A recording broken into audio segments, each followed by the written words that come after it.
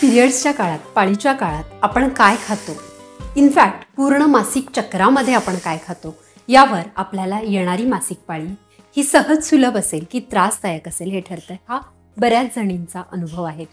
ज्या चक्रामध्ये आपण अतिशय हेल्दी आणि छान खातो त्याच्या पुढे येणारी पाळी आपली अतिशय सहज सुलभ असते. आयुर्वेदाप्रमाणे शरीरामध्ये व्यवस्थित उष्णता असेल तर ब्लड फ्लो इझी होतो, सहज सुलभ होतो.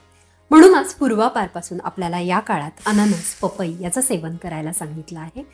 तसंच या काळात जर आपण तिळाचा समावेश केला आणि गुळाचा समावेश केला, जसं की तिळाचे लाडू किंवा गुळाचे वेगवेगळे स्वीट्स आपण खाल्ले, तरी देखील पाळीचं जे दुखणं आहे ते आपलं कमी होऊ शकतं. तसंच अतिशय महत्त्वाची गोष्ट म्हणजे थंड गोष्टी जसं की फ्रीजमधलं पाणी, आईस्क्रीम, कोल्ड्रिंक या आपण कटाक्षाने पाळीच्या काळात टाळल्या पाहिजे. त्याचप्रमाणे पचायला जड असलेले अन्नपदार्थ, नॉनव्हेज, अतिशय डीप फ्राईड फूड हे देखील आपल्याला टाळलं पाहिजे, कारण या काळात आपली चयापचय क्रिया स्लो झालेली असते, म्हणून हे पदार्थ पचणं अवघड होतं.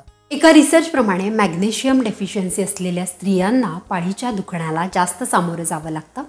आणि ही मॅग्नेशियम डेफिशियन्सी ज्या स्त्रिया अतिशय जास्त कोल्ड्रिंक, कॅफेन आणि अल्कोहोलचं सेवन करतात यांच्यामध्ये दिसून येते. मॅग्नेशियम डेफिशियन्सी कमी करण्यासाठी हिरव्या रंगाची फळं, पालेभाज्या आणि हिरव्या भाज्या खाणं अतिशय संयुक्तिक ठरतं. यामुळे मॅग्नेशियमची कमतरता भरून तर निघतेच, परंतु याच्यामध्ये आयर्न सुद्धा आहे. म्हणूनच पाळीच्या काळात रक्ताचा अभाव, रक्ताची कमतरता ही समस्या जी आपल्याला निर्माण होते ना, ती देखील या आयर्नमधून भरून निघते. म्हणून हिरव्या रंगाच्या भाज्या, फळं आणि फळभाज्या खाणं खूप योग्य आहे. थँक्यू.